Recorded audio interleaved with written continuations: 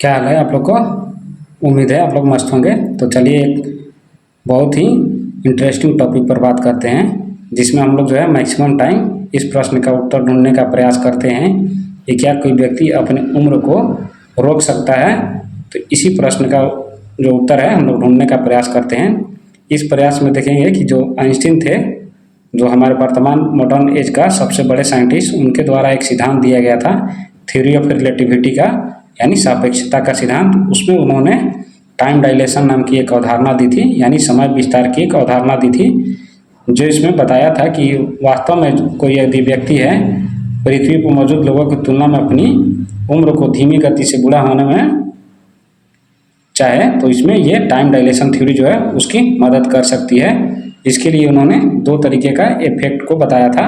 पहला इफेक्ट तो बताया था वेलोसिटी इफेक्ट और दूसरा बताया था गुरुत्वाकर्षण इफेक्ट। वेलोसिटी इफेक्ट में उन्होंने बताया था कि यदि कोई व्यक्ति अंतरिक्ष में जितनी तेज़ी से यात्रा करेगा, यानी उसकी स्पीड जितनी तेज होगी, यदि मान लीजिए उसका स्पीड जो है प्रकाश की गति के बराबर हो और वह 1 साल पूरे अंतरिक्ष में भ्रमण करता रहे, यात्रा करता रहे, तो पृथ्वी पर लौटेगा तो पाएगा कि उसका जो यहाँ का जो टाइम है वो उससे काफ़ी आगे निकल चुका है।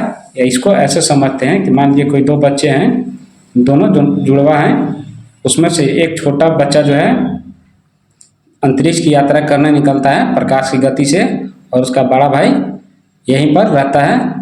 जो छोटा बच्चा जो है अंतरिक्ष की यात्रा करने निकलता है तो पाता है यदि वो 1 वर्ष पूरे अंतरिक्ष में यात्रा करके वापस धरती पाता है तो देखता है उसका भाई जो है, वो बड़ा वाला जो जुड़वा था, उसका उम्र जो है 50 वर्ष से अधिक भी निकल चुका है, यानी वो बुजुर्ग हो चुका है। और ये बच्चा जो है मान लीजिए 5 साल के उम्र में निकला था, 1 साल सैर पर रहा, तो ये इसकी उम्र जो होगी पृथ्वी पर जब लौटेगा तो 6 वर्ष होगी। और जो उसका भाई होगा बड़ा, उसका उम्र जो है इससे काफ़ी बड़ा होगा, यानी उसके दादा या परदादा के उम्र के बराबर हो चुका होगा।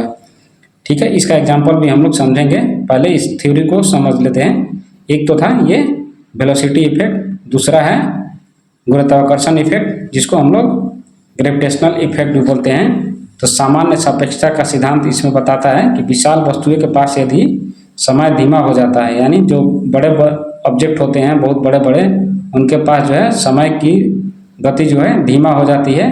पृथ्वी की तुलना में देखें तो बहुत अधिक गुरुत्वाकर्षण वाले जो ग्रह होते हैं उस पर रहने वाला व्यक्ति अंतरिक्ष की तुलना में धीरे धीरे बूढ़ा होगा। ये क्या बताता है?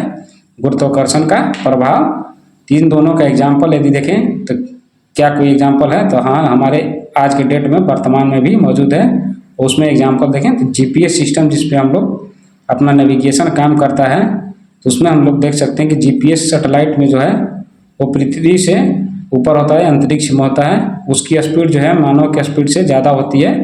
वो स्पीड के लगभग जो है उसकी स्पीड हमारे स्पीड से काफ़ी तेज होती है। वो पृथ्वी के चारों ओर भ्रमण करते रहती है। यानी मान लीजिए जीएसएलवी है या पीएसएलवी, जिस तरह के सैटेलाइट होंगे, पोलर सैटेलाइट या जियो स्टेशनरी सैटेलाइट, तो उनकी जो स्पीड होती है हमारे से काफ़ी ज़्यादा होती है।